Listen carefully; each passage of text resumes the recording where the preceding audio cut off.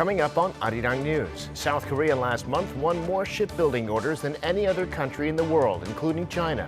If high-value orders keep coming in, it could be #1 for all of the second half of the year.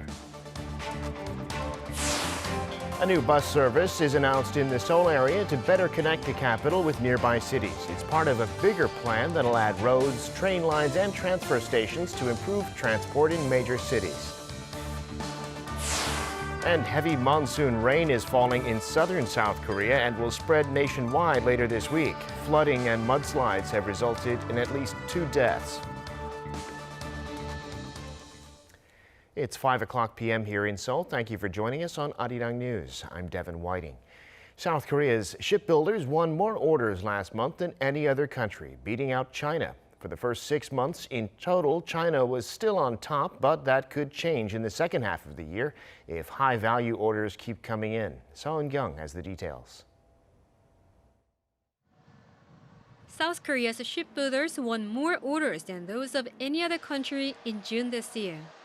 Data from the UK-based Clarkson Research Services shows on Tuesday that the total volume of orders received by South Korean firms in June was 1.82 million compensated gross tonnage, or CGT, for 40 vessels, making up 44% of the world's total orders.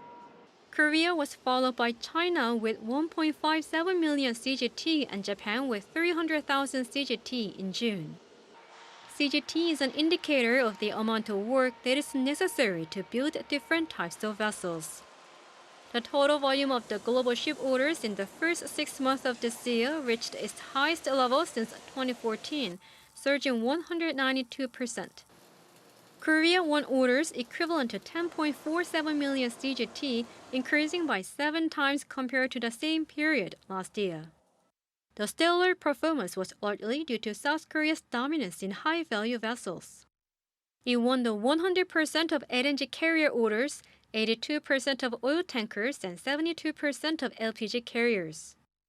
Chinese companies still topped the rankings for the first 6 months of the year with accumulated orders of 10.59 CGT, taking up around 44% of total global orders. However, with the gap between Korea and China only 120,000 CGT, or 0.5% of global orders, South Korea's shipbuilders are hoping strong orders in the second half of the year will push them ahead of China. Seo Eun-kyung, Arirang News. President Moon Jae-in said today that South Korea has been recognized as an advanced nation, a feat he attributed to the blood and sweat of the Korean people. The UN Conference on Trade and Development decided last week to categorize South Korea as a developed economy. It's the first time it's upgraded the status of a member nation from developing to developed since its establishment in 1964. 이제 대한민국은 당당한 선진국이라는 긍지 속에서 국제사회에서의 책임과 역할을 더욱 충실히 이행하며 선도국가로 도약하기 위해 계속 전진해 나갈 것입니다. 국민들께서도 피와 땀으로 이룬 자랑스러운 성과라는 자부심을 가져주시기 바랍니다. At a cabinet meeting Tuesday, President Moon said South Korea's status on the global stage has been enhanced by becoming one of the world's 10 biggest economies and being invited to the G7 summit twice in a row. President Moon also took note of a recently passed bill to compensate small businesses hit by the coronavirus restrictions, calling on officials to swiftly prepare for its implementation. He also called for lawmakers' cooperation in passing the government's $29 billion supplementary budget to provide aid to those most in need. South Korea's financial regulators reportedly say that they are going to hold banks responsible if they're doing business with cryptocurrency exchanges that turn out to be involved in illicit activity. Banks had apparently asked to be let off the hook if their due diligence comes up short under a new law. This will mean no bank partnership for all but a few cryptocurrency exchanges, and the rest will likely go out of business this fall. Kim Hyo-sun has more. South Korea's financial authorities are ramping up their crackdown on certain crypto exchanges. According to the local banking industry, South Korea's financial authorities have rejected a request by local banks, which had asked the government to exempt them from any blame if problems were to arise at the exchanges. Following the rejection, numerous exchanges that don't already have a partnership with the bank face the threat of closure in September, which is when they must verify users' real name bank accounts in order to continue operations in accordance to a revision of the Act on Reporting and Using Specified Financial Transaction Information. This is something the head of the financial watchdog has been warning about for quite some time. Exchanges have mushroomed to around 200 in number, and many could close in September, and many people could ask why the government provides no protection to such investors.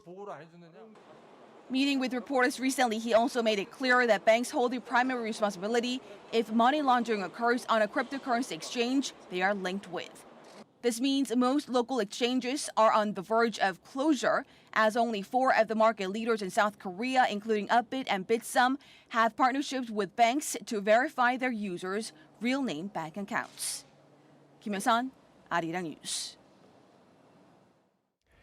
South Korea has unveiled plans for a new bus service to connect Seoul to other cities in the region. The service is expected to be faster with dedicated lanes, and it's part of a bigger plan to build more rail lines, roads, and transfer centers to connect them all by 2025.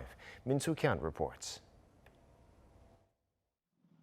South Korea's Ministry of Land, Infrastructure and Transport has announced new plans to provide better public transport in the metropolitan area.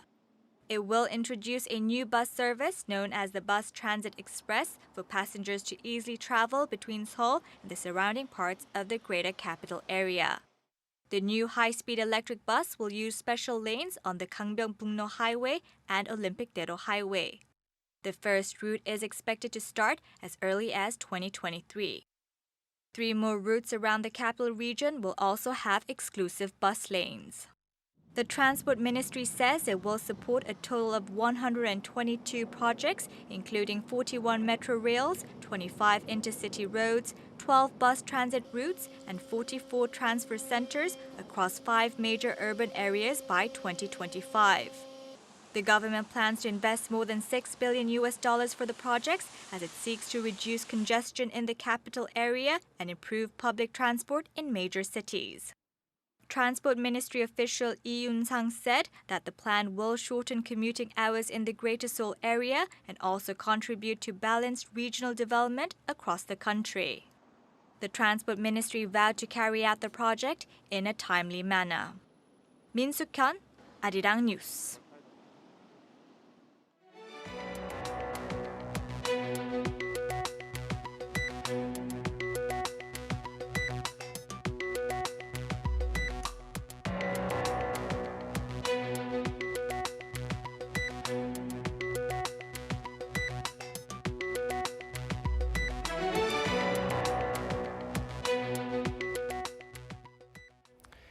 Time now for an in-depth look at the market news this afternoon, and for that I'm joined on the line by Mr. Daniel Yu, global strategist at Yuanta Securities. Mr. Yu, good afternoon. Thank you for making time today. Good afternoon. Well, let's start with the markets. Wall Street was closed, of course, on Monday for Independence Day, but we can look at Europe and see that markets were up across the board, pretty much the same thing in Asia today. What's the story in the global markets? Yes, the European shares gained momentum in afternoon trading on Monday, where the DAX, German DAX, was up about 0.1%, and other major indexes rising between 0.2 to 0.6%.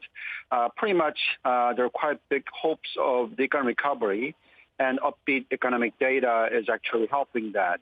If you look at the PMI survey, it showed the Eurozone private sector activity grew by the most since June of 2006 as the economy continues to open up for the COVID-19 related restrictions. Also, there's a bit of a concern about the input cost because of the inflation numbers are coming through. And then there's a concern about the spreading of the Delta virus, the variant, and that is definitely causing some concerns for the global market. But nevertheless, most of the people are quite keen about the economic recovery going forward. The FTSE 100 also showed quite significant rise by 0.6%. And most of the other Asian market, as well as Korea and Taiwan, they were doing reasonably well in the past 2 days. And the same goes for Korea today. Another gain for the Kospi, actually at a record high now, back above 3,300 points, and earnings coming out this week from some major players. Tell us about the domestic market. Yes, today the Kospi was up by another 0.36% after rising 0.35% on Monday. And it's continued to show rising trend because we're quite optimistic about the earnings perspective of second quarter for Korean companies. If you look at the U.S. market, also it did show very strong numbers in terms of the adding 850,000 new jobs in June, clearly indicating that the consumption in U.S. would be most likely to pick up, and that would have positive implications for Korean exporters. And if you look at the earnings for Samsung Electronics and LG Electronics, they're all probably giving guidance on Wednesday, and most of these numbers would look quite likely to be very strong. And also, if you look at the overall consumer price indexes, they're rising as well. And there's some concern about the COVID-19, the variant cases, where the Korea have been suffering about 700 plus cases for the past 4 days. And there's a bit of a concern about the domestic consumption might not be as strong as people hope for. So that's why I think that market's rising, but not at a significant pace. But nevertheless, we did see the Korean won appreciating to below 1130. Foreign investors continue to be net buyer of the Korean market. They bought net of 223.7 billion won worth of Korean equities, while the retailers were the seller of 292.2 billion. And a lot of eyes were on the next meeting of the oil-producing countries of OPEC Plus, but that was actually canceled on Monday, which sent oil prices higher. And looking at U.S. prices, more than $75 a barrel now, we could be seeing a further rise, some saying above $100. What do you say about the oil situation, Mr. Yu?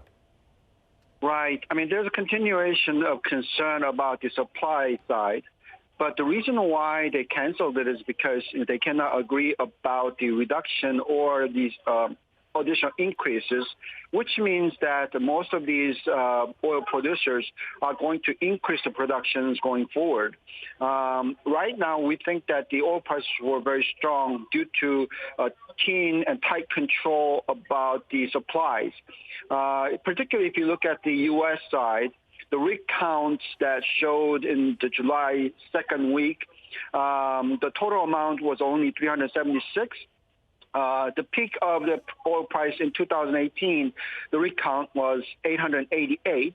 And also the 2014, it was 1609. So clearly, it's only 1/4 or 1/2 of what the production level by the U.S.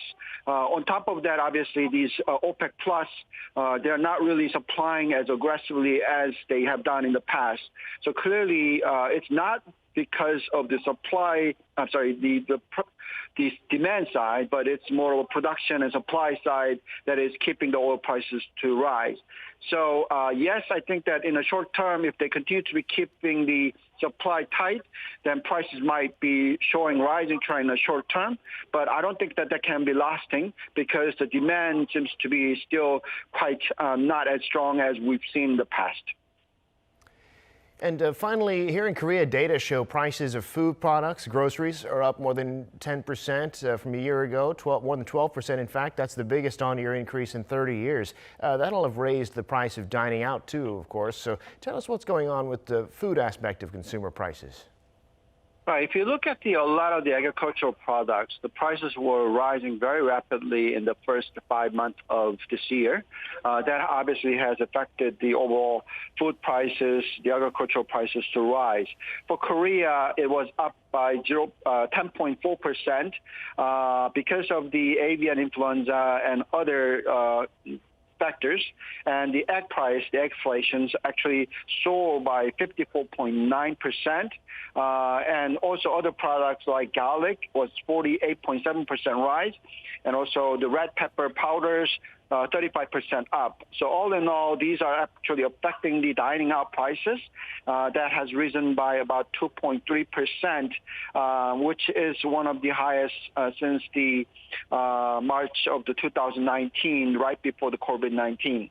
All in all, these prices rise are actually affecting negatively. But if you look at the agricultural prices in the recent month, the prices were coming down very rapidly. So we think that the overall price implication is not going to be long-lasting. But nevertheless, the inflation pressure is definitely there. And we do look at somewhere around 2 to 2.5% inflationary pressure for the whole year. If that's the case, then Bank of Korea might be thinking about raising interest rate before the end of the year. Right, that would be above their target price for or target rate of inflation. So, Mr. Yu, we'll leave it there for today. Thanks so much for sharing your insights with us today, as always. Thank you very much.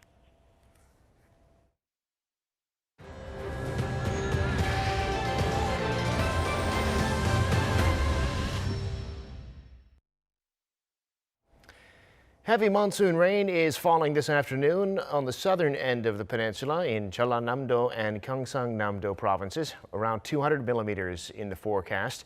Floods and mudslides have resulted in 2 deaths in the region, and dozens of people have been evacuated from their homes. Choi Min-jung reports. Heavy rainfall in southern parts of South Korea claimed 2 lives on Tuesday. Jeollanam-do province has been pounded by heavy showers from earlier this week as South Korea's monsoon season began over the weekend. A woman in her 80s was found dead after her house in Gwangyang was buried under piles of mud during a landslide Tuesday morning. And according to the Central Disaster and Safety Countermeasure Headquarters, a woman in her 60s was also found dead in the early morning after her house was flooded by a stream that had burst its banks. A total of 120 people were evacuated to nearby private accommodation, community halls, and gyms. Some roads have been closed and rail services suspended due to concerns about falling rocks, flooding, and landslides. Entry restrictions have also been applied to 10 national parks for safety reasons. Many areas in Jeollanam-do province have experienced more than 500 millimeters of rainfall since Monday. South Korea's weather service says southern regions are forecast to see even heavier rain this afternoon, with around 200 millimeters along the south coast of Jeollanam-do province. The government has issued heavy rain warnings for 18 regions in Jeollanam-do province and heavy rain advisories for 4 other areas. Choi Min-jung, Arirang News. And now the latest on the coronavirus situation in South Korea. There continue to be more than 700 cases a day, mostly in the Seoul area. The authorities are now going to step up inspections of businesses to make sure they're following the rules on distancing, and rule breakers will have their businesses shut down for 10 days. Paeun-ji reports. South Korea saw another day with a high number of COVID-19 cases Tuesday, reporting 746 new infections. This is the first time since late last year that cases have been above 700 every day for an entire week. Of the 690 locally transmitted cases, most of them came from Seoul and its surrounding areas. At least 23 sixth graders were also infected at an elementary school in Incheon, raising concerns about more cluster infections. A walk-through testing center is going to be installed to test around 3,000 students, teachers, and their family members. Concerned about the recent spike in Delta variant cases, Prime Minister Kim Boo-kyum announced Tuesday stern measures against those violating virus prevention measures in the capital region. Starting Thursday, if a business owner is found to be violating the rules, even once, their business will be shut down for 10 days. This means one strike, and you're out. It's a very strong policy that could see your business closed for 10 days. He added that he understands the difficulties small business owners are facing, but asked for their cooperation in order to return to normalcy as soon as possible. And he said the government will cooperate with local authorities to strengthen inspections at high-risk facilities. The Prime Minister also raised concerns about young people spreading the virus, as 3 out of 10 people recently infected with COVID-19 have been in their 20s. Paeun-ji, Arirang News. It's time for summer vacation, and so people are heading down to South Korea's Jeju Island. But there are stricter rules on the beaches now to stop the virus from spreading. Our Chae Won-jong went down to Jeju to find out more.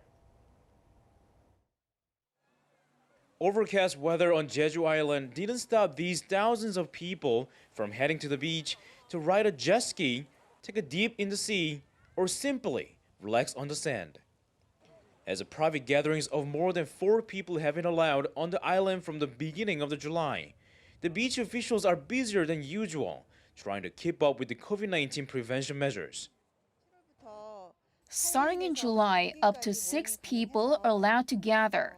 I'm worried that more people will come to visit, but I think we'll be okay since we keep urging people not to have gatherings of more than 7 people. As a part of the virus prevention measures, all visitors are required to dial to a designated phone number to register themselves when they arrive. And checking their body temperature is also a must. The visitors will get a wristband after their temperature has been checked, allowing them to use the common facilities like a showering area without having their temperature checked again. One of the measures in place is this body temperature sticker. The color of the sticker right now is green, but if your temperature goes over 37.5 degrees Celsius, it changes to yellow. And another key measure is wearing a mask. You don't need to wear one in the water, but when you're out, you must put it back on. During the day, the officials are walking around the area, making sure all visitors put their masks back on right away. Some visitors were happy to see these patrols. I saw a few people not wearing masks here, but I think the officials asking people to put masks on is helping prevention measures a lot. My time so far, we've been really cautious, been able to do things but safely, so I really appreciate that. And my family and I are here, and we've felt safe, but also, have a little bit of freedom, so to do things. It's been nice. So. As enforcing the prevention measures is difficult in the evening, the official here said the beach will close after 7 p.m. and will be open until the end of August. 최원정, Arirang News, Jeju. Israel is going to send South Korea 700,000 doses of the Pfizer vaccine under the two countries' vaccine swap deal. And South Korea will send back the same amount as soon as September. The deal has been confirmed by South Korea's top infectious disease expert, Chung Eun-kyung, and Israeli Prime Minister Naftali Bennett said in a statement that it's a win-win deal. Both countries have seen a rise lately in new coronavirus cases. South Korea is now providing emergency passports to citizens who need them at a greater number of locations around the world. These are for people who are either overseas and have lost their passports or are here in the country but urgently need to visit family abroad in case of death or severe illness or injury. Emergency passports can now be issued at 66 different locations here in Korea, up from 18, including district offices, city halls, and at the airport. They're also now available at 181 consular offices around the world, and they've been redesigned to make them more secure. That brings us to the end of this newscast. Thank you for watching. More live news coming your way at 7 p.m. Korea time.